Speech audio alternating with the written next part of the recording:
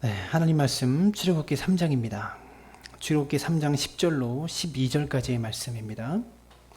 이제 내가 너를 바로에게 보내어 너에게 내 백성 이스라엘 자손을 애굽에서 인도하여 내게 하리라. 모세가 하나님께 아뢰되 내가 누구에게 바로에게 가며 이스라엘 자손을 애굽에서 인도하여 내리이까. 하나님이 이르시되 내가 반드시 너와 함께 있으리라. 내가 그 백성을 애굽에서 인도하여 낸 후에 너희가 이 산에서 하나님을 섬기리니 이것이 내가 너희를 보낸 증거니라. 아멘. 함께하는 가족끼리 서로 인사할까요? 악수하고 또 안아주시기도 하면서 당신과 함께여서 행복합니다 인사했으면 좋겠습니다. 네, 하고 계시죠? 네. 네, 코로나의 기세가 점점 수그러드는 것이 아니라 상현아 목사님을 보여주세요. 점점 더 강해지고 있는 것 같습니다. 교회들에서 확진자가 많이 나오는데 다 교회들이 정상적인 교회들은 아닙니다. 우리 제일교회는 무슨 방언사역이라고 하던데 좀 광적인 방언사역을 많이 하는 소에스더라는 이단으로 되어 있는 여자 목사님이 목회하는 교회예요. 그렇기 때문에 방언 사역을 많이 하기 때문에 침을 튀면서 기도할 수밖에 없고요.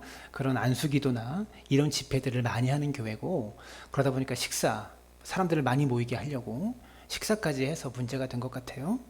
그래서 그런 교회에서 문제가 난 것이고, 또 고양시에 있었나요? 기쁨 153 교회, 그 교회는 목사님이 다단계를 하십니다. 그래서 교회 성도들을 데리고 다단계 판매를 교회 전체가 함께 하는 그런 교회다 보니까 이 다단계 물건도 받으러 오고 막 그러다 보니까 예배를 매일 다 참석할 수밖에 없었고, 또 그러면서 상품에 대한 설명도 하고 막 그러다 보니까 대화도 많아지고 그런 교회였어요. 또 사랑제일교회는 또 정상적인 교회는 아니라는 거. 아마도 이번에 광화문에 사랑제일교회 성도들이 많이 나갔을 거예요. 그래서 이제 아마 다음 주부터는 엄청나게 퍼질 겁니다. 참 걱정이 되고 그렇습니다. 코로나의 기세가 수그러드는 것이 아니라 점점 더 강해지고 있죠. 사진을 보여주세요, 상현아. PPT를 눌러주시고, 네, 점점 더 강해지고 있습니다. 이게 전 세계 코로나 확진자 수 증가 그래프인데 보면 전 세계라고 돼 있죠. 구글에 쳐보면 나와요. 얼마나 증가되고 있는지. 이게 13일까지 통계인데요. 이 점점 그래프 기울기가 세계적으로 올라가고 있는 추세예요. 우리나라만 그동안 한 자릿수였지 전 세계적으로는 코로나 기세가 꺾이고 있지 않다라는 거죠. 도대체 이게 언제 끝날지 아무런 기약이 없어 보입니다.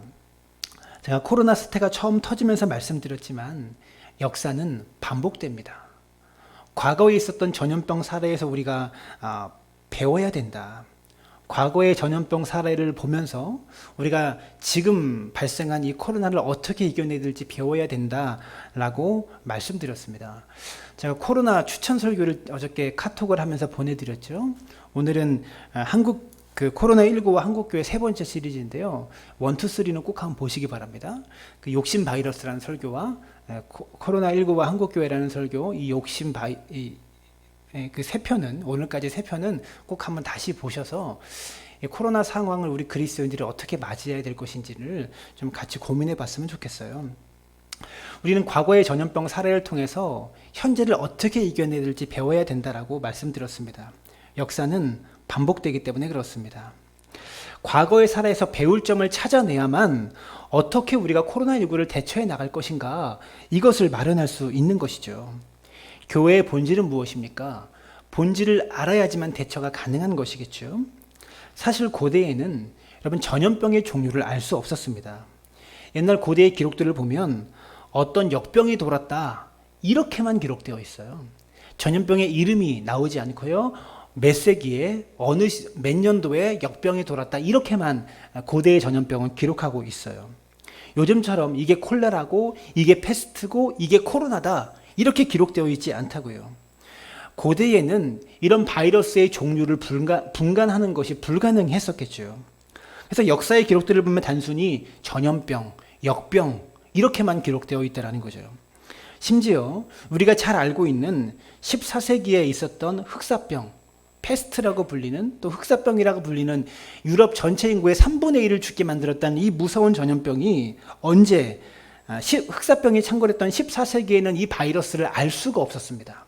그래서 이게 언제 발견되냐면 흑사병이라는 이름조차도 19세기에 붙여진 이름이다라는 겁니다. 14세기에는 그냥 역병이었어요. 그냥 전염병이라고만 기록되어 있었다고요. 이렇게 많은 사람이 죽었던 이유가 뭔지를 그때는 몰랐던 거죠. 이유를 모르니까 그렇게 많이 죽을 수밖에 없었던 겁니다. 중세의 전염병을 보면 중세에 일어난 중요한 두 가지 전염병을 볼 수가 있어요. 이게 뭐냐면 6세기에 나타난 유스티아누스 전염병이라는 것과 또 14세기 우리가 잘 알고 있는 흑사병이라는 전염병, 이 중세를 휩쓸었던 두 가지 아주 중요한 중세의 역사를 바꿨던 두 가지 중요한 전염병입니다.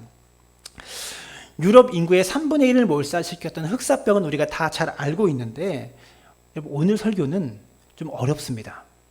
평상시에 했던 본문을 중심으로 하는 그런 설교가 아니라 이 중세 교회사와 또 성경에 나타난 구약부터 신약까지 교회의 이야기들을, 교회의 역사들을 제가 관통하는 설교를 하기 때문에 좀 뭐랄까요, 성서 해석적인 설교이기 때문에 좀 설교가 어렵거든요.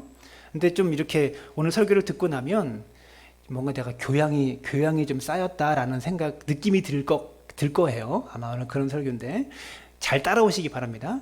중간에 잠깐 핀트를 놓치면 이게 뭔 소린가 헷갈려 버려요.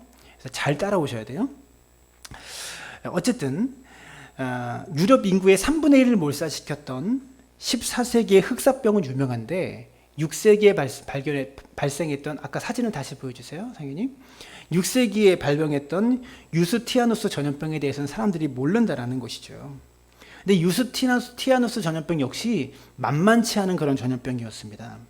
유럽 사회에 엄청난 흑사병과 맞먹는 엄청난 타격을 입혔어요. 기록에 보면. 그런데 과거 학자들이요, 이 두 개의 전염병, 6세기에 발병한 전염병과 14세기에 발병한 전염병이 시기적으로 멀리 떨어져 있잖아요. 800년 이상이 떨어져 있어가지고 아마 이 두 전염병이 별개의 전염병이었을 것이다라고 사람들이 생각했습니다. 근데 증상이 꽤 비슷해요. 기록에 보면 유스티아누스 전염병의 증상과 14세기에 나타난 전염병의 증상이 기록에 보면 거의 비슷합니다. 그래서 학자들이 생각하기를 아마 이 두 전염병이 같은 전염병이 아니었을까 이렇게 추정만 했는데, 최근에 DNA 기술이 발전하면서 6세기 당시의 유해들을 발굴해내고 6세기 당시에 죽었던 사람들의 유해를 발굴하고 14세기에 죽었던 사람의 유해 두 가지를 발굴해내가지고요, 거기에 질병에 대한 DNA 검사를 해봤더니 검사가 일치했습니다. 한 장 넘겨주세요. 사진을 보여주세요. 다음 장. 네. 검사가 학자들이 연구한 발표예요. 유스티아누스 역병 패스트균의 주범이라고 발표했잖아요. 그러니까 6세기를 휩쓸었던 질병과 14세기를 휩쓸었던 흑사병이 같은 흑사병이라는 거예요. 그러니까 학자들이 이걸 최근에 발견해낸 거죠. 근데 중요한 것은요, 이겁니다. 사람들이 이렇게 그 시대를 어떻게 분류하냐, 중세의 시작과 끝이 어디냐, 이 시대의 시작과 끝을 분류하는 것은 굉장히 어렵습니다. 어디서부터가 중세의 시작이고 어디서부터가 중세의 끝인지 이걸 불가내내는 게 참 어려워요. 학자마다 얘기가 다르긴 한데 이렇게 얘기하는 학자들이 많습니다. 중세는 흑사병으로 시작해서 흑사병으로 끝났다. 6세기에 유스티아누스 역병이라고 불리는 이 흑사병과 똑같다고 지금 밝혀낸 이 전염병으로 중세가 본격적으로 시작되었고요. 중세 시대가 끝나는 게 또 14세기의 흑사병으로 끝납니다. 흑사병 이후에 중세가 끝나고 어떤 시대가 왔다고 그랬죠? 르네상스 시대가 왔다고 그랬죠. 그러니까 둘 다 같은 질병으로 중세가 시작되었고 중세가 끝났다라는 거죠. 이게 무슨 얘기냐? 그만큼 전염병이라는 것이 인류의 역사에 끼치는 영향이 이 정도로 크다는 거예요. 중세를 시작하게 만든 것도 전염병이었고 중세를 끝나게 만든 것도 전염병이었다라는 거죠. 그러면 6세기의 전염병인 유스티아누스 역병에 대해서 우리가 좀 더 살펴보면 왜 이름이 유스티아누스일까요?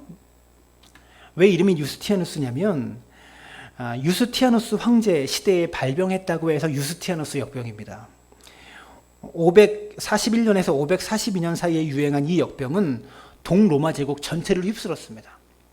로마만이 아니라 전 세계로 퍼져나갔죠. 역병이 매기를 떨칠 때는요, 수도였던 콘스탄티노플에서만 하루에 5천 명 이상이 죽었다고 해요. 최종적으로는 수도에 거주했던 거주민 40%가 다 죽었대요. 이 당시는 통계가 발전하지 않아서 제대로 된 통계가 없기 때문에 피해 규모를 어느 정도로 컸는지 짐작할 수가 없어요. 흑사병 시대만큼. 근데 수도 거주민의 40%가 이 질병 때문에 죽었다는 거죠. 그리고 유스티아누스 황제 본인도 이 병에 걸렸다가 회복되었다고 합니다. 그러면 이때 당시 6세기 당시의 사람들은 전염병에 대해서 어떻게 생각했을까요? 지금도 다들 그런 생각을 많이 하는데 전염병이 왜 발생했냐라고 물어보면 두 가지 견해들을 사람들이 밝히죠. 첫 번째, 전염병은 하나님의 심판이다. 지금도 사람들이 그렇게 말하잖아요. 하나님이 우리에게 전염병을 주셨다. 이렇게 말하잖아요. 또 다른 사람들은 자연적으로 발생한 거다. 이런 두 가지 견해가 있습니다. 근데 이 당시 6세기에는요. 어느 쪽의 견해가 더 강했을까요? 이 전염병은 하나님이 주신 거다. 자연적으로 발생한 거다. 이 두 가지 견해 중에 어느 견해의 의견이 더 강했을까요? 당연히 하나님의 심판이었다라는 의견이 압도적으로 많았겠죠. 그래서 6세기 당시의 교황이었던 그레고리 1세 교황이 어떤 정책을 펼쳤냐면 이 전염병을 하나님이 주신 재앙이니까 이 전염병을 막을 길은 하나님밖에 없다고 해서 그레고리 1세 교황이 어떤 정책을 펼쳤냐면 유스티아누스 역병이 돌자 3일간 금식 기도를 선포합니다. 당시 유럽은 전체가 교회를 다녔잖아요. 그렇기 때문에 온 교회에 금식 기도를 선포합니다. 그리고 7개의 주 교회들에서 군중들을 다 모아가지고요. 지금 우리가 광화문에 모인 것처럼 군중들을 다 모아가지고 산타 마리아 마조레 대성당까지 행진을 시킵니다. 그래서 이 전염병을 하나님께 대한 회개와 또 행진으로 이겨내자. 이렇게 행진을 하였답니다. 문헌에는 이때의 금식 기도로 병이 나았대요. 그리고 그 지역에는 병이 안 퍼졌답니다. 근데 이게요, 제 생각에는요, 병이 퍼졌을 것 같아요. 근데 왜냐하면 역사는 승자의 기록이잖아요. 당시 힘을 가지고 있고 권력을 가지고 있었던 교황이 자기에게 유리한 대로 그냥 기록한 거예요. 행진을 하면 사람들이 많이 모이죠. 그럼 퍼질 수밖에 없죠. 역사의 이 기록은 정확하지 않다고 저는 추정하는데 뭐 그렇게 생각합니다. 근데 이 교황이 어떤 실수를 저질렀냐면 이 역병 때문에 이 교황이 다시 힘을 얻게 되는데 그 마리아를 설교하면서 마리아를 창녀다라고 이야기를 했어요. 그래서 이 마리아가 엄청난 사람이잖아요. 그 마리아 숭배가 있을 정도로 엄청난 사람이잖아요. 근데 마리아를 창녀다라고 설교 중에 실수를 해버린 거예요. 예수님의 어머니 마리아에 대해서. 그래서 권위가 땅으로 추락했다가 이 전염병이 돌 때 이 행진으로 다시 주가가 올라가기 시작합니다. 그래서 많은 사람들의 칭송을 받았다라고 문헌에 기록되어 있어요. 그리고 나서 이때부터 이 행진 이후에 천주교의 마리아 숭배 사상을 이 사람이 만들어요. 마리아 때문에 땅으로 떨어졌다가 다시 마리아를 통해서 다시 이렇게 천주교 교리의 발판을 마련하는 일을 하죠, 이 사람이. 마리아 숭배 사상을 어떻게 만들었냐면 천주교에는 성자들이 나오잖아요. 예수님의 이름으로 기도하는 게 아니라 성자들에게 기도합니다. 이게 왜 그러냐? 전염병이 돌 때 하나님의 진노, 예수님께서 하나님이 화가 나셔서 진노하셔서 전염병을 주신 거다. 그래서 하나님께 감히 말할 수가 없는 거예요. 예수님의 이름으로 기도합니다. 이 전염병을 물리쳐 주시옵소서라고 기도할 수가 없는 거예요. 그래서 누구에게 기도하냐? 예수님도 엄마 말은 잘 듣지 않겠냐? 그래서 예수님의 어머니한테 부탁하는 거예요. 그거를 이 교황이 이 행진 때부터 시작합니다. 그래서 어머니의 이름으로 기도하는 거예요. 그래서 어머니가 예수님께 가서 잘 말해주면 그 엄마 말은 예수님도 듣지 않겠냐? 그런 교리를 이 교황이 만들어냈다고요. 어쨌든 중요한 것은 여기서 우리가 잘 생각해야 됩니다. 권투에 한번 비유해 보겠습니다. 권투를 보세요. 보시면 펀치를 맞았습니다. 펀치를 탁 맞았는데 이게 언제 펀치를 맞냐가 참 중요하죠. 예를 들어서 펀치를 맞은 선수가 아직 멀쩡하고 힘이 있을 때, 힘이 넘칠 때 펀치를 맞으면 투지가 더 생기죠. 내가 저놈을 가만두지 않겠다. 막 그러면서 더 투지가 생겨가지고 한 대 맞으면 더 싸우겠죠. 근데 완전히 지칠 대로 지쳐있는 상태에서 겨우 몸만 버티고 그러기 상태로 서 있는 그런 상태에서 펀치를 맞으면 어떻게 됩니까? KO가 되는 거예요. 그냥 뻗어버리는 거예요. 마찬가지로 이 전염병도 언제 퍼졌느냐에 따라서 종교가 흥하기도 하고 종교가 망하기도 합니다. 6세기 유스티아누스 전염병 시대에는요, 천주교에 마리아 숭배가 생겨날 정도로 천주교의 교권이 강했던 그런 시대였습니다. 교회의 교권이 강했던 시대였어요. 종교성이 원래 강했던 그런 시점에 고난이 닥치면 사람들이 더 종교에 몰입하게 됩니다. 유스티아누스 전염병 시대에 흑사병은요, 사람들에게 종교심을 극대화시켜 가지고요, 이때부터 중세교회의 부흥기를 맞게 돼요. 교황의 힘이 강해지면서 교회가 힘을 갖게 됩니다. 교황이 어느 정도로 강했냐? 당시에 황제보다 힘이 셌어요. 정치를 주도할 정도로 그 정도로 힘이 강했습니다. 근데 대조적으로 14세기에 나타난 유럽의 흑사병, 유럽 인구의 3분의 1을 죽게 만든 14세기 유럽의 패스트는 정반대의 양상입니다. 사진 넘겨주세요. 14세기 당시에는요, 6세기처럼 종교심이 고취됐던 그런 시대가 아니었어요. 교회의 권위가 강했던 시대가 아니라 성직자들이 다 부패했고 교회에 대한 인식이 너무 안 좋았던 그런 시대였습니다. 이때 교회가 어느 정도로 부패했냐면 다 성전 건축, 예배당 짓는 일, 이 일들에 앞장서 가지고요, 면죄부를 만들었습니다. 헌금을 더 많이 거두려고. 대성당을 막 건축하고 아름다운 건축 양식의 그런 성당, 그런 예배당을 만들어야 됐기 때문에 면죄부라는 제도를 이때 만들었어요. 연옥에 있는, 지옥에 있는 우리 어머니 아버지를 천국으로 다시 불러들여야 된다. 그것은 헌금을, 이 면죄부를 사면 죄를 면할 수 있다. 이런 교리를 만들어 가지고요, 종교가 부패하기 시작했던 그런 시대였습니다. 사람들이 교회에 너무나 시달렸던 거예요. 교회의 부패, 성직자들의 부패로 말미암아 교회에 대해서 실망하고 교회에 대한 반감이 가득한 그런 시대의 전염병이 찾아오는 거죠. 그런 사회적 분위기가 가득했던 시절에 더군다나 교회가 또 어떻게 반응했냐면, 우리가 흑사병을 이기기 위해서 성당에 모여서 기도합시다 그랬는데 전혀 병이 낫지 않으니까 이런 미신적인 신앙이 완전히 잘못된 거구나, 이것을 사람들이 깨닫게 된 거죠.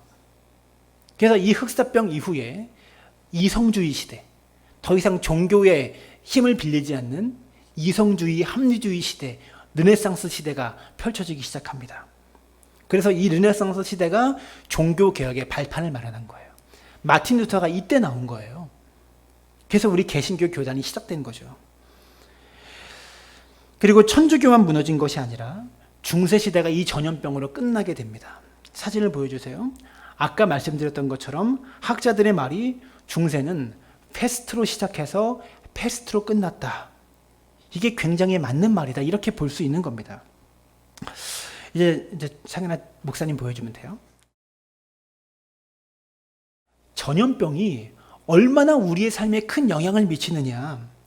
중세를 시작하고 중세를 끝낼 만큼 우리의 삶에 엄청난 영향을 끼치는 것이 이 전염병이다라는 거죠. 우린 여태까지 이런 이야기들이 피부에 와닿지 않았습니다. 왜? 그 전까지는 전염병이 없었으니까. 이런 팬데믹을 겪어보지 못했기 때문에 그냥 뭐 그런가 보다 했는데, 이제는 우리에게 뼈저리게 이 이야기들이 다가온다는 거죠. 중요한 것은 이겁니다.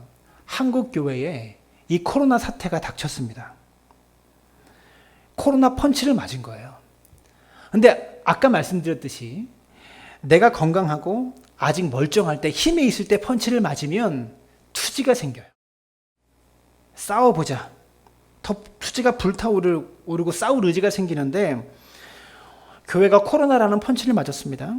근데 과연 한국 교회가 6세기처럼 건강하고 힘이 있을 때 펀치를 맞아가지고 더 부흥할 만큼 그런 상태에서 코로나를 맞았느냐, 아니면 한국 교회가 14세기처럼 서 있기도 힘든 그런 상황에서 그로기 상태에서 펀치를 맞았느냐. 지금 교회를 어떠한 상황으로 보는가에 따라서 그에 맞는 대처가 나오는 거죠. 정부에서는요, 교회의 제재 조치들을 막 취하고 있습니다. 저는 이런 제재 조치들이 잘못되었다고 보지 않아요. 그러나 절대 다수의 국민들이 정부가 교회를 통제하는 것을 환영하고 있습니다. 이러한 조치들을 지지하고 있어요. 정부가 그렇게 유흥업소들에 대한 문은 열어주고 교회는 통제하면 되겠느냐? 어저께 보니까 유흥업소도 다 이렇게 뭐랄까요? 다 통제했더라고요. 무슨 위험시설로 다 지정했더라고요. 근데 정부가 그렇게 유흥업소는 열어주고 교회는 통제하면 되겠느냐? 이렇게 따지고 말하는 사람은 기독교인밖에 없어요. 교회 안 다니는 사람들은 그렇게 말하지 않아요. 기독교인이 아닌 다른 모든 국민은 정부가 교회를 통제하는 것을 환영하고 있어요. 왜 그렇습니까? 이게 14세기에 흑사병이 창궐할 때와 같은 그런 상황이어서 그래요. 교회가요, 권위를 잃어버렸습니다. 세상 사람들의 머릿속에는 교회는 부패한 곳이고 교회는 타락한 곳입니다. 여러분, 세상 사람들에게 교회가 그런 곳이니 이런 조치들에 대해서 박수를 보내는 거 아니겠습니까? 그리고 한국교회가 굉장히 우려해야 되는 것은 우리가 어떤 시대에 이 코로나 펀치를 맞았느냐, 지금 우리가 그로기 상태에 있을 때 서 있기도 제정신으로 서 있지 않은 그런 상태에 코로나를 맞은 거예요. 잘못하면 우리 교회는 KO됩니다. 일어날 수가 없는 그런 상황을 맞아요. 이 위기 상황에서 우리가 이 위기를 이겨낼 수 있는 유일한 방법은 위기가 올수록 우리는 본질에 충실해야 돼요. 본질이 무엇인지를 제대로 알고 교회가 본질에 충실해야만 된다는 거죠. 기독교가 본질에 충실하지 않고 엉뚱하게 예배당 짓고 교회 확장하고 사역을 넓히는 데 힘쓰다 보면 어려운 시기를 이겨낼 수 없게 되는 겁니다. 위기의 상황에서는 우리가 무조건 다 본질로 돌아가야 돼요. 그럼 교회의 본질은 무엇이냐? 그걸 설교해야겠죠. 교회의 본질은 무엇입니까? 예배입니다. 하나님을 영화롭게 하기 위해서, 그리고 이웃을 전도하기 위해서 예배가 있는 거예요. 교회의 본질은 예배입니다. 그럼 예배의 장소에 대해서 하나님은 어디서 예배하라고 말씀하셨냐? 신명기 12장 13절과 14절을 보시면, 너는 삼가서 내게 보이는 아무 곳에서나 번제를 드리지 말고 아무 데서나 예배 드리지 말래요. 14절, 이거 구약 성경입니다. 오직 너희 한 지파 중에 여호와께서 택하실 그곳에서 번제를 드리고 또 내가 명령하는 모든 것을 거기서 행할지니라. 여러분, 삼가서라는 말은 조심하라는 얘기죠. 너는 조심해야 되는데 뭐를 조심하냐? 네 눈에 보이는 아무 데 가서 예배 드리지 말아라. 오직 너희 한 지파 중에서 여호와께서 택하실 그곳을 지정해 줄 테니까 거기서 예배 드려라. 지금 신명기 시대에, 모세 시대에 하나님께서 말씀하시는 거예요. 이 신명기 시대는 아직 예루살렘이 만들어진 시기가 아닙니다. 가나안 땅에 들어가지도 못했던 그런 시기입니다. 500년이 지나서 이스라엘 백성이 예루살렘을 만들어지는데 500년 후에 있을 예언을 지금 하나님이 미리 하시는 거예요. 한 지파를 골라서 내가 장소를 정해줄 테니까 그때 거기서만 예배 드려야 되지 아무 데서나 너희가 예배 드리면 안 된다. 그래서 유다 백성들은요, 이스라엘 백성들은 이게 본질이라고 생각했습니다. 예배의 장소, 어디서 예배 드리느냐, 이게 본질이라고 생각했어요. 아, 예루살렘 성전이, 예루살렘이 예배의 본질이구나, 그렇게 생각한 거예요. 그럼 과연 그런가? 장소가 예배의 본질인가? 우리가 잘 알듯이 예루살렘 성전은 누가 건축했죠? 다윗의 아들 솔로몬이 건축했습니다. 그래서 솔로몬 성전이라고도 부릅니다. 근데 솔로몬이 지은 예루살렘 성전은 결국 BC 586년에 바벨론 제국에 의해서 완전히 파괴되고 맙니다. 바벨론이 쳐들어와서 이스라엘 나라를 무너뜨리고 예루살렘 성전을 아예 파괴해버려요. 그리고 엄청난 숫자의 이스라엘 백성들이 바벨론의 포로로 끌려갑니다. 여기서 이제 엄청난 문제가 발생합니다. 왜냐하면 예루살렘에서 드리는 예배가, 하나님이 아무 데서나 예배 드리지 말라고 말씀하셨으니까, 구약에서, 신명기에서 예루살렘에서 드리는 제사가 여호와를 믿는 신앙의 본질이라고 생각했어요. 이스라엘 백성들은 하나님을 섬기기 위해서 예루살렘 성전에서 제사를 드리는 것이 본질이라고 생각했어요. 근데 예배의 본질이라고 생각한 예루살렘 성전이 무너진 거예요. 파괴돼 버린 거예요. 그리고 바벨론의 포로로 끌려가 버렸습니다. 일부는 이스라엘 땅에 남아있는 사람들도 있고 포로로 끌려간 유다 백성이 있습니다. 이스라엘에 남아있는 사람은 성전이 파괴됐잖아요. 어떻게 예배드려요? 포로로 끌려간 사람은 바벨론의 포로로 있는데 예루살렘까지 올 수 없잖아요. 장소가 본질인데 어떻게 예배드려요? 만약 예배의 장소와 제사의 형태, 소를 잡고 양을 잡는 그런 제사의 형태가 예배의 본질이었다면 여호와 신앙은 이제 끝나버린 겁니다. 성전이 무너졌으니 더 이상 그곳에서 예배 드릴 수 없으니 여호와 신은 죽은 것이나 다름없어. 이제 여호와 신앙은 끝난 거야. 이렇게 생각했기 때문에 처음 이스라엘 백성들은 완전히 정신적인 공황 상태에 빠져 있었어요. 오로지 예루살렘에서 드리는 예배만 생각하고 있었는데 그게 무너졌으니 완전히 공황인 거죠. 그런데 여기서 포로로 끌려간 사람들이 하나의 선택을 하게 됩니다. 포로로 끌려가서 그들이 할 수 있는 유일한 선택은 무엇이 있었을까요? 성전이 없어요. 성전에서 예배를 드려야 되는데 성전이 없어요. 그래서 그들이 했던 유일한 선택이 뭡니까? 회당을 만들자. 그래서 제사가 아닌, 제사장이 없기 때문에 소나 양을 잡아서 번제를 드리는 제사는 드릴 수가 없잖아요. 그래서 회당을 만들어서 제사가 아닌 말씀으로 돌아가기 시작합니다. 회당에서 율법을 가르치는 율법사들이, 말씀을 잘하는 사람들이 말씀을 가르치기 시작하는 거예요. 이게 놀라운 변화죠. 예루살렘이 무너져서 우리가 제사를 드릴 수가 없으니 그런다고 아무 데서나 제사 드리지 말라고 그러셨기 때문에 이방 땅에서는 제사를 드릴 수가 없잖아요. 그래서 예배의 형식과 예식을 중요시하는 그런 제사가 아닌 말씀의 종교로, 하나님의 말씀을 배우는 말씀의 종교로 돌아가게 되었다라는 겁니다. 예배의 형태가 완전히 변화된 거죠. 그러면 여기서 또 한 가지 중요한 문제가 발생합니다. 지금 하나님이 예루살렘에서 예배드려라, 아무 데서나 예배드리지 말라라고 말씀하셨는데 회당을 만들 때 하나님의 허락받고 만든 거냐? 이게 중요한 문제죠. 하나님이 이제 예루살렘이 없으니까 회당을 지어서 거기서 말씀으로 돌아가라 이렇게 말씀하셨기 때문에 이들이 그렇게 순종한 거냐? 그런 얘기는 없어요.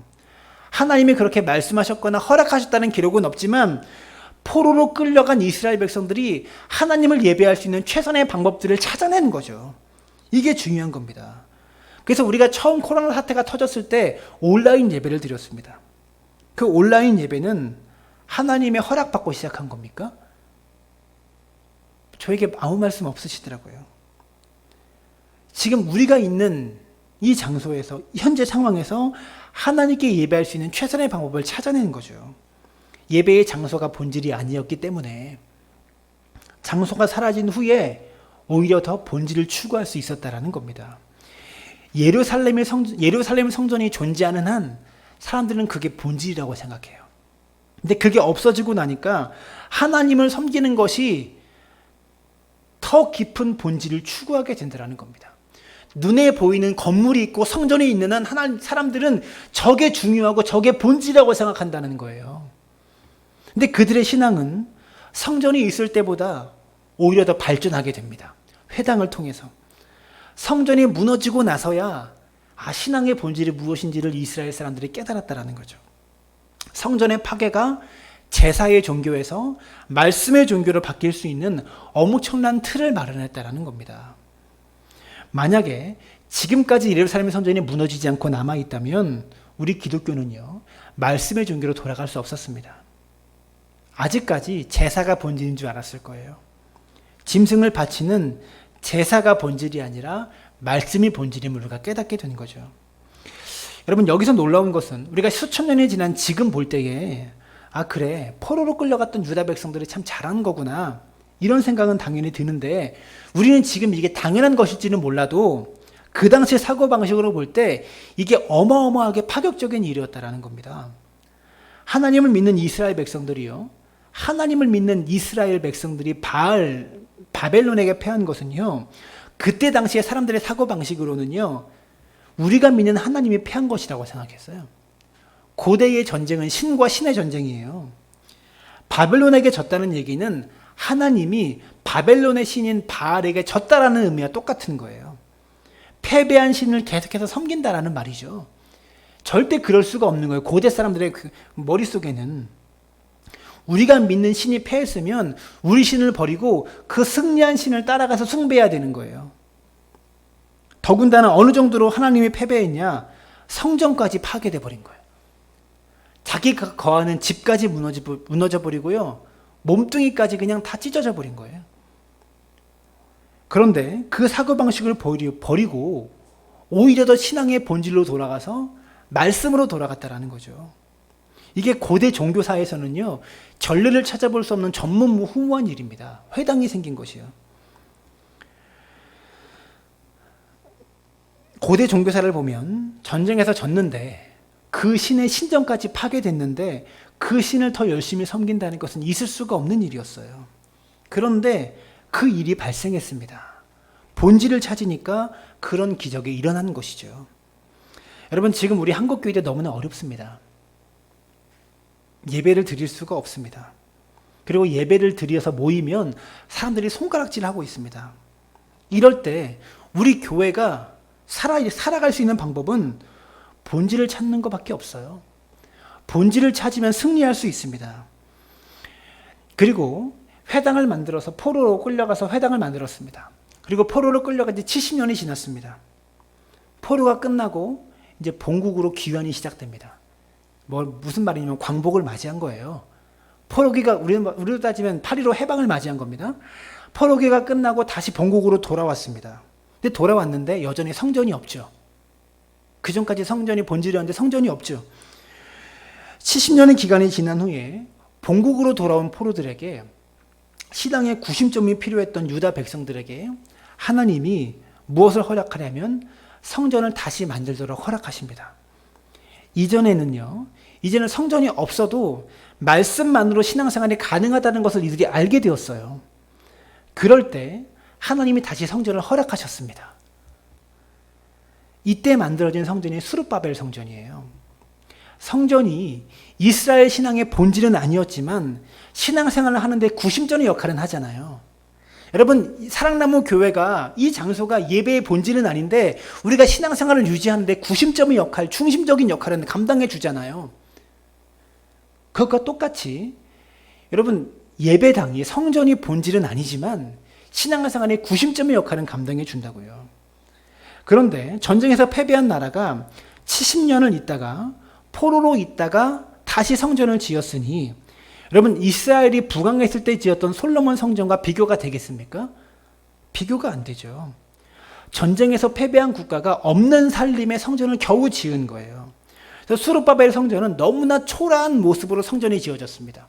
솔로몬 시대의 예루살렘 성전과는 완전히 다르게 초라하게 지어진 거예요.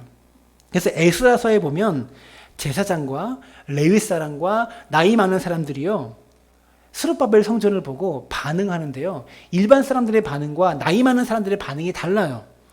에스라 3장 12절을 보시면 제사장들과 레위 사람들과 나이 많은 족장들은 첫 성전을 보았으므로 이제 이 성전의 기초가 놓임을 보고 대성통곡하였으나 여러 사람은 기쁨으로 크게 함성을 지르니. 무슨 말입니까? 스룹바벨 성전을 보면서 일반 사람들은 기쁨으로 큰 소리로 함성을 질렀어요. 너무나 좋아서. 야, 드디어 우리가 성전을 갖게 되었다. 기쁨으로 함성을 질렀는데 제사장들과 나이 많은 사람들과 레위 사람들은 옛날에 있었던 그 솔로몬 성전을 눈으로 봤던 거 아닙니까? 거기서 일했던 사람들 아닙니까? 그래서 오히려 더 과거의 성전을 보았던 사람들이요, 대성통곡합니다. 너무나 아파하고 슬퍼합니다. 옛날에는 그렇게 화려한 성전이었는데 이렇게 초라해졌구나. 대성통곡하고 우는 것이죠. 설교를 준비하다가 저희 부모님 생각이 났어요. 큰 교회 다니다가 아들 따라서 이 작은 교회 오니까 울며 지내시더라고요. 처음에 교회 오셔서.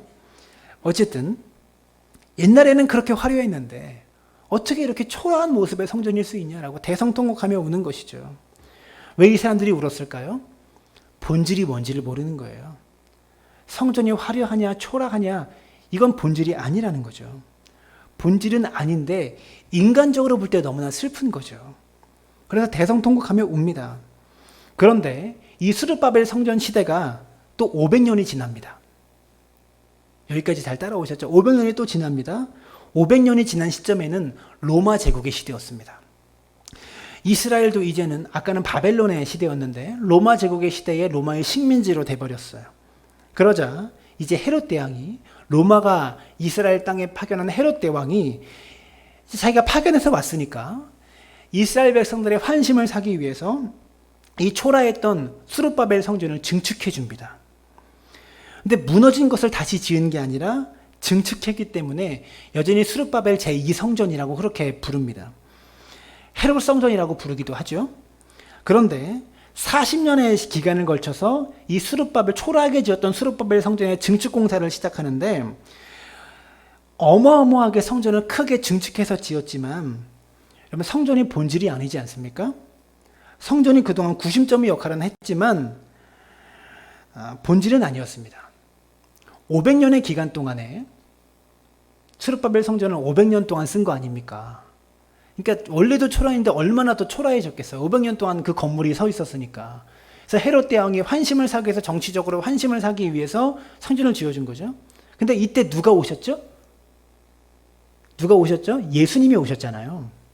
이 어마어마한 크기의 성전을 지은 헤롯 대왕의 시대에 본질이신 예수님께서 이 땅에 오셨으니까 이제는 구심점이었던 스룹바벨 성전조차도 필요 없는 거죠. 진정한 본질이 이 땅에 오셨으니까. 신앙의 본질이신 예수 그리스도가 이 땅에 오신 이후에는 성전조차도 필요 없어졌어요. 사실 지금 우리도 교회가 필요 없어요. 사랑나무 교회가. 여러분만 있으면 됩니다. 그때 예수님께서 하신 말씀이 마가복음 13장 2절에 보시면, 예수께서 이르시되 내가 이 큰 건물들을 보느냐. 이 큰 건물이 헤롯 대왕이 지어준 성전을 말하는 거예요. 돌 하나도 돌 위에 남지 않고 다 무너뜨려지리라. 무슨 말이냐? 너희가 지금 이 큰 건물, 헤롯이 지어진 큰 건물을 보고 있느냐? 돌 하나도 돌 위에 남지 않고 다 무너뜨려질 것이다. 이 말은 단순히 성전이 파괴될 것이라고 예언하신 말씀만이 아니에요. 나중에 로마 제국에 의해서 이 성전이 무너질 거다. 이 말씀, 이런 의미만이 아니라 이제는 너희에게 성전이 아니라 나만 있으면 돼. 이 의미를 내포하고 있는 거예요. 이제는 이 성전이 무너지고 나만 있으면 돼. 이 말씀이 담겨 있는 거예요. 물론 예언대로 AD 70년에 로마 군대가 와서 성전을 완전히 파괴시켜 버립니다. 어느 정도로 파괴가 됐냐면 로마 군대가 6개월 동안 예루살렘을 포위해 버립니다. 그러다 보니까 성 안에 먹을 것이 남아나 있겠습니까? 얼마나 비참한 상황이 벌어졌겠어요. 6개월을 포기했으니. 어느 정도였냐면 부모가 아이를 죽여서 고기를 구워 먹었대요. 먹을 게 없으니까. 누데푸스의 전쟁사에 기록되어 있는 얘기예요. 이 전쟁에서 9만 7천 명이 로마의 노예로 끌려가고 예루살렘 성 안에 있었던 110만 명의 사람들이 죽었다고 합니다. 어찌되었든 로마에 의해서 헤롯 성전이 완전히 파괴되고 그로부터 2000년 동안 유대인들은요, 성전 없이 살아요. 지금도 그렇게 살고 있어요. 2000년이 넘는 기간 동안에 유대인들이 성전 없이 살았는데 유대인들의 마음속에는 아직도 성전을 본질로 여깁니다. 예루살렘 성전이 본질인 줄 알아요. 아직도. 그래서 유대인들이 1948년에 독립을 하죠. 로마 이후에 계속해서 다른 나라의 식민지로 있다가 1948년에 이스라엘이 독립을 합니다. 그래서 이스라엘을 회복한 이후에 한 일이 뭐냐? 제3성전을 짓자. 헤롯 성전까지, 스룹바벨 성전까지 무너졌으니 제3성전을 짓자라고 하면서 다시 성전을 지으려는 노력을 지금까지 하고 있어요. 그런데 문제는 무엇입니까? 과거에 제2성전이 있었던 그 자리에 뭐가 있느냐? 지금 이슬람의 황금 사원이 있잖아요. 사진을 제가 어저께 넣는다는 걸 아침에 깜빡했는데 이슬람 황금 사원이 아직 그 자리에 있잖아요. 그래서 유대인들이 제3성전을 지을 수 있는 유일한 방법은요, 예루살렘에 있는 이스라엘 사원을 무너뜨리고 이슬람 사원을 무너뜨리고 그 자리에 성전을 지어야 되는데, 그러면 중동 국가를 중심으로, 이스라엘 중심으로 세계 3차 대전이 시작됩니다. 그래가지고, 그런데 유대인들은 아직까지 전쟁을 불살라하면서라도 짓겠다 이렇게 생각하고 있어요. 세계 3차 대전이 오더라도 우리는 성전을 짓겠다. 이게 유대인들의 마음입니다. 왜냐하면 물리적인 성전이 본질이라고 그들이 생각하고 있기 때문에 그렇죠.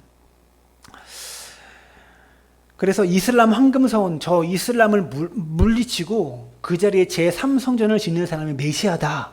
그분이 메시아다. 그분이 오셔서 우리를 회복시켜 줄 거다. 아직까지 예수님처럼 그렇게, 예수님 때의 생각처럼 그렇게 생각하고 있어요. 유대인들은. 안타깝게도 이 사람들은요, 예수 그리스도가 신앙의 본질임을 모르고 있다는 겁니다. 출애굽기를 보면 굉장히 강조되고 있는 것이 있습니다.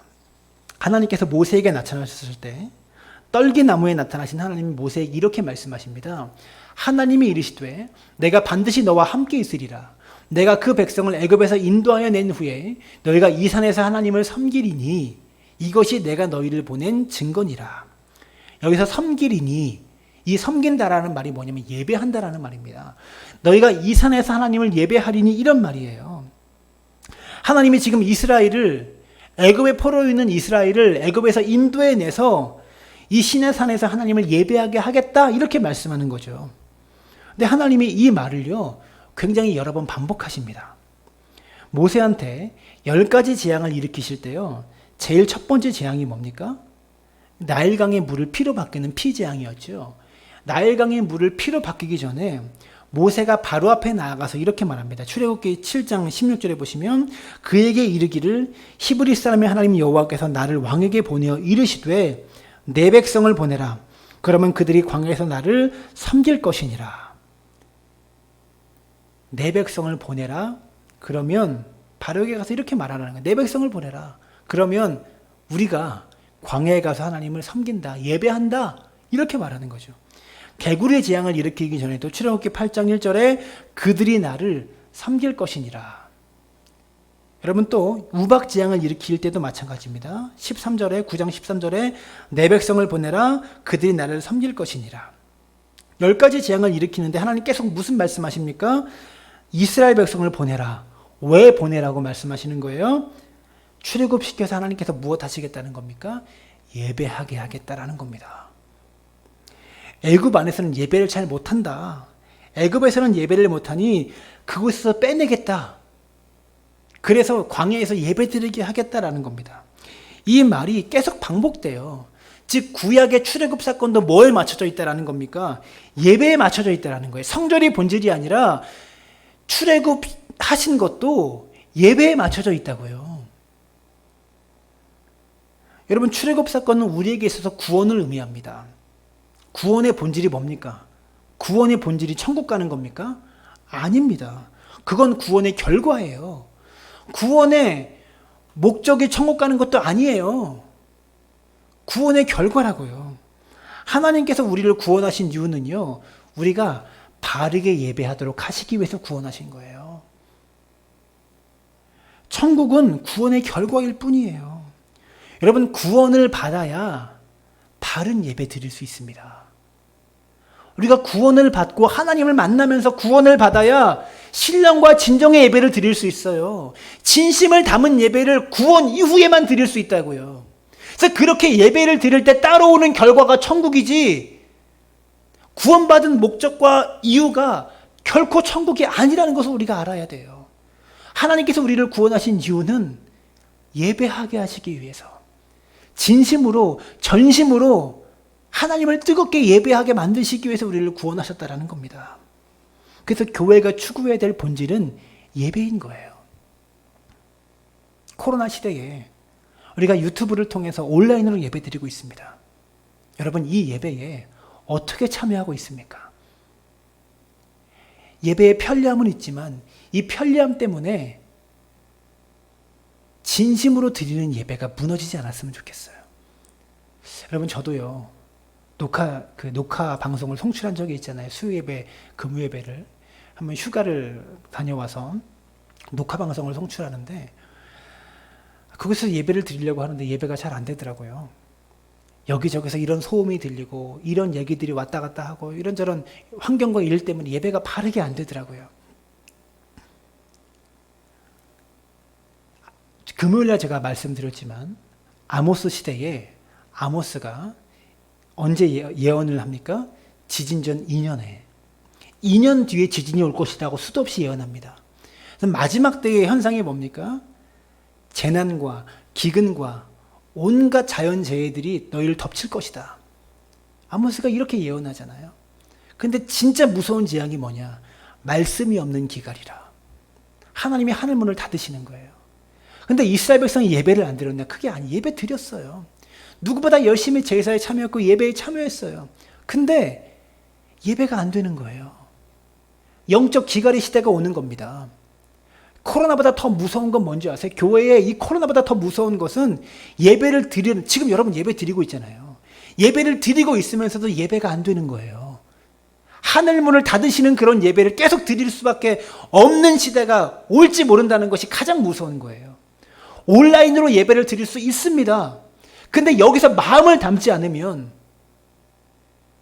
신령과 진정으로 우리가 제대로 예배하지 않으면 진짜 영적 기갈의 시대, 예배는 드려지지만 말씀이 임하지 않는, 예배는 드려지지만 하나님이 함께 하시지 않는 그런 예배를 끊임없이 드리는 시대가 올지도 모른다고요. 이게 무서운 거예요. 코로나가 무서운 게 아니라 이게 무서운 거예요. 예배는 드리고 있지만 예배 아닌 예배를 드리는 시대가 오고 있습니다.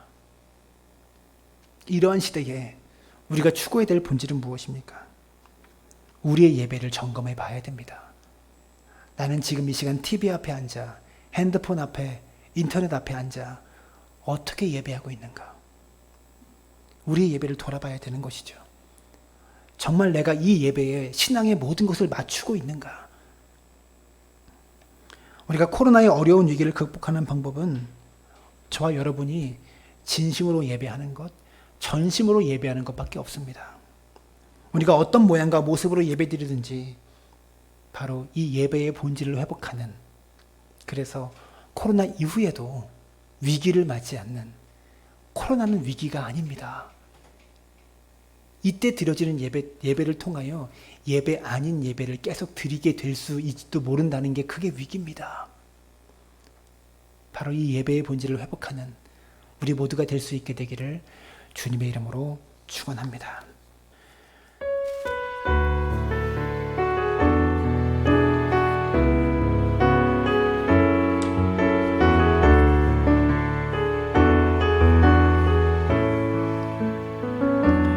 아무도 예배하지 않는 그곳에서 주를 예배하리라. 아무도 찬양하지 않는 그곳에서 나 주를 찬양하리라. 누구도 헌신하지 않는 그곳에서 주께 헌신하리라. 누구도 증거하지 않는 그곳에서 나 주를 증거하리라. 내가 밟는 모든 땅 주를 예배하게 하소서. 주의 보혈로 덮어지게 하소서. 내가 선 이곳 주의 거룩한 곳 되게 하소서. 주의 향기로 물들이소서. 내가 밟는 모든 땅 주를 예배하게 하소서. 주의 보혈로 덮어지게 하소서. 내가 선 이곳 주의 거룩한 곳 되게 하소서. 주의 향기로 물들이소서. 사랑하는 여러분, 저는 우리가 교회에 모이지 않는 것에 대한 두려움은 없습니다. 이곳에 여러분이 아무도 안 계셔서 저 혼자 예배드려서 영상으로 송출한다고 이런 것에 대한 두려움은 하나도 없습니다. 여러분을 믿기 때문입니다. 근데 가장 큰 두려움은 뭔지 아십니까? 설교의 결론 부분에서 말씀드렸듯이 예배당에서 예배드리는 게 본질은 아닙니다. 말씀이 본질입니다. 어느 곳에 예배하든 간에 하나님께 더 가까이 갈 수 있다면 그게 예배입니다. 근데 진짜 두려운 것은 있는 삶의 자리에서 예배하고 있음에도 불구하고 예배 아닌 예배를 드리게 되는 것. 말씀이 들리지 않는 예배, 진심이 담겨지지 않는 예배에 집중할 수 없는 영적 기갈의 시대. 그 그런 시대가 한국 교회에 닥칠까? 그게 진짜 두려운 것이죠. 코로나가 떠나가도 코로나가 위기가 아니라 영적 기갈의 시대가 교회 안에 오고 있다는 것이 진짜 위기임을 우리가 기억했으면 좋겠습니다. 이 위기를 돌파하는 방법은 본질로 돌아가는 겁니다. 우리의 예배를 점검해 봐야 합니다. 교회가 다른 것에 초점을 맞출 것이 아니라 성도가 어떻게 예배하고 있는지 여러분이 드리는 예배를 제가 살펴볼 수 있었으면 좋겠어요. 경건하게 예배하고 있는지. 그래도 교회에서 오면 예배 드리는 모습이 보이잖아요. 설교를 하다 보면 여러분이 예배에 집중하고 있는 게 보여요. 근데 가정에서는 그게 안 보여요. 물론 여러분을 믿지만 예배하다가 딴짓하고 예배하다 다른 일하고 이게 습관이 되다 보면 그 사람에게 영적 기갈이 반드시 임할 수밖에 없어요. 아마 또 영상 예배로 드려지는 기간이 또 길어질 것 같습니다. 2월 달에 시작했던 것처럼 한 6월까지 그렇게 영상 예배 드렸나요? 꽤 긴 기간 동안 우리가 영상 예배를 드렸는데 아마 길어질 것 같습니다. 다른 교회는 그렇게 하지 않더라도 저희 교회는 그렇게 할 겁니다. 영상 예배를 앞으로 최소 3주는 해야 될 것 같은데 여러분 전심으로 예배하시길 바라요. 여러분이 있는 삶의 자리에서 마음을 담아 뜨거운 예배를 하나님께 드리실 수 있기를 바라요. 교회의 본질은 예배입니다. 선교, 전도 왜 합니까? 그들을 예배자로 세우려고 전도하는 거고요. 그들을 예배자로 세우려고 선교하는 거예요. 교회의 본질은 선교, 전도 이런 게 아니라 예배입니다. 예배를 위해서 모든 것이 맞춰져 있는 거예요. 근데 예배하지 않으면 진실한 예배, 뜨거운 예배를 우리가 드릴 수 없으면 본질을 잃어버리는 거예요. 예배당에 모이는 게 본질이 아니라 있는 자리에서 진실한 예배를 드릴 수 있는 믿음의 사람 되셨으면 좋겠습니다. 기도 제목이 길어졌는데요. 걱정이 되고 우려가 돼서 길어졌습니다. 함께 기도할 때 하나님 오늘부터 인터넷으로 드려지는 예배를 통하여 마음을 담게 하옵소서. 경건하게 뜨겁게 진실하게 수요예배 금요예배를 참여하더라도 형식적으로 드리는 예배가 아니라 그냥 틀어놓고 마는 예배가 아니라 전심으로 예배할 수 있는 믿음의 사람 되도록 붙잡아 달라고 우리 마음을 담아서 함께 기도하며 나아갑니다. 살아계신 아버지 하나님 우리 가운데 함께 하시고 붙잡아 주시옵소서. 예배의 본질 교회의 본질이 무엇인지를 바로 알게 하여 주옵소서. 하나님 우리가 만나서 예배하지 못하더라도 더 하나님께 가까이 갈 수 있다면 더 깊은 예배를 통해 하나님을 깊이 만날 수 있다.